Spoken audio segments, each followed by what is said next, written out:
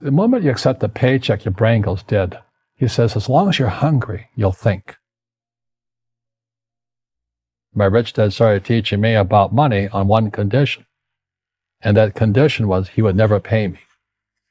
He says, the moment I pay you, you think like an employee. He says, that's the trap.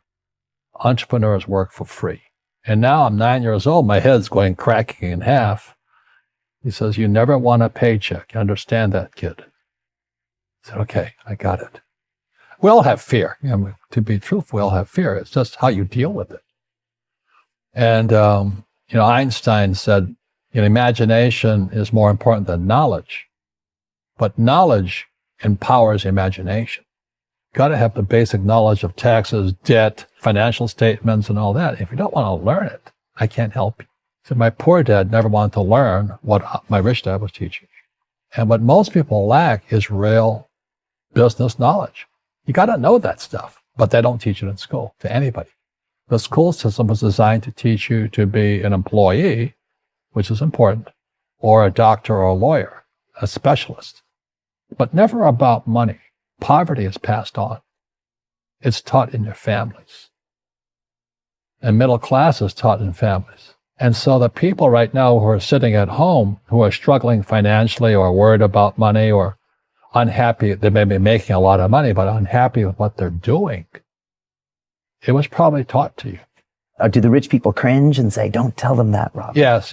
Don't tell people what you know. Right. Keep them poor. The poor will always be amongst us because it starts up here. It's in their words, but when they say, I can't afford it or I can't do that, they become what they say. And I meet so many people, I can't afford it. You think I made of money? And my rich dad would say, that's why he's poor. Poor people say, I can't afford it. I can't do that. I don't have time. Because this is an escape. It's easy to say, I can't afford it. Oh, I'm too tired. Oh, I can't go to the gym.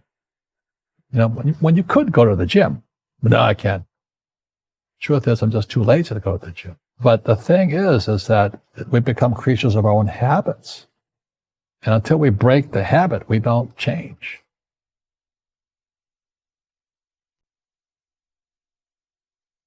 But the way he taught me about money was playing Monopoly. And finally one day I got upset. I said, well, when are you going to teach me about money? He says, what do you think we're doing?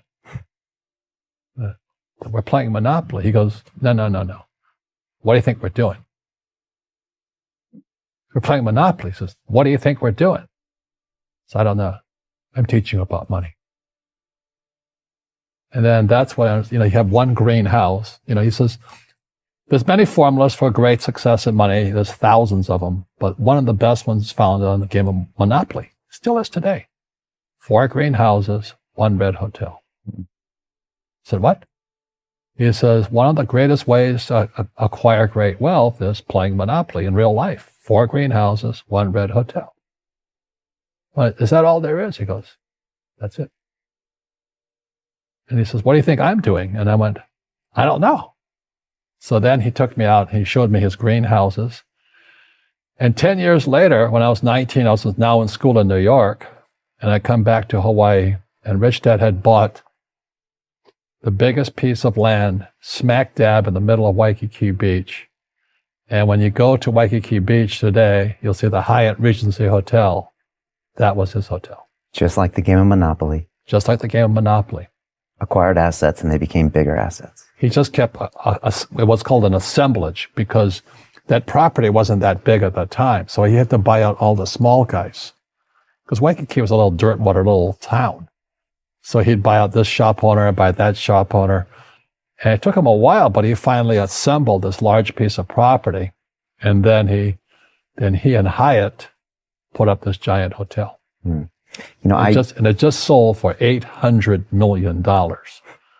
So that's how I learned about money. And then Rich Dad Poor Dad came in 97. And the story goes, every publisher turned me down. They said, you don't know what you're talking about. Because they said savers were losers. Your house is not an asset. And the rich don't work for money.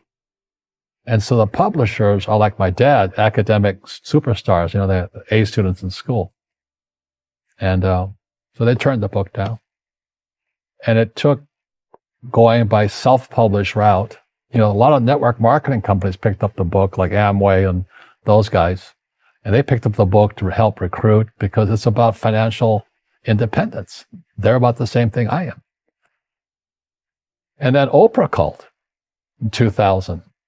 And then the next thing I'm on Oprah, and I went from obscurity to world famous, overnight success in 2000. And the book has been on the New York Times bestsellers for 7 years until the New York Times took it off. They said it had been on too long. But as you know, most people in publishing or journalism, they're on the other side of the coin of capitalism, So they don't like guys who make money. And that's like my poor dad's side.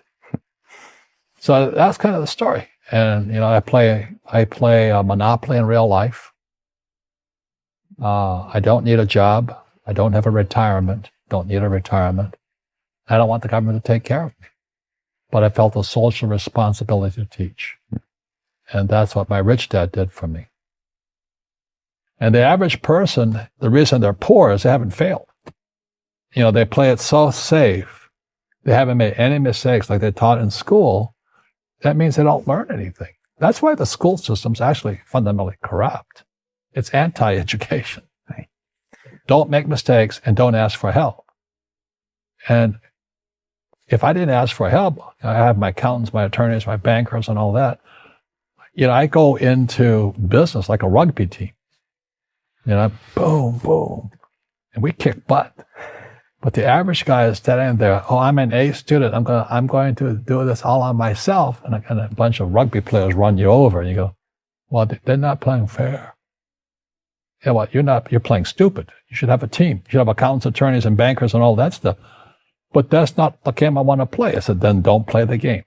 The game of business is played with accountants, attorneys, bankers, hate to say it, politicians. You got to know the game. So what I say to young people is, you find your game. So my game financially is business, number one. Second is real estate. And that's why I pay no taxes legally. It is a combination of business and real estate that gives us an unfair advantage over employees because they don't know what to do.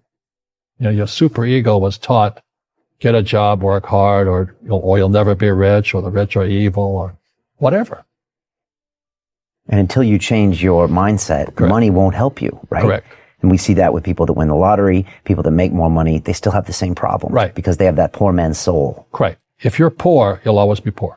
That's really hard for people to understand. Yeah, the money will disappear that fast. Just like most pro athletes, they make millions of dollars, and 65% are bankrupt 5 years later. It's because they come from poor families. Now, you tell them that, they get very angry at you. It's the rich fault. It's you guys ripped me off, and government ripped me off. But unfortunately, what Mr. Lipton was saying, it's passed down genetically. That's the frightening thing.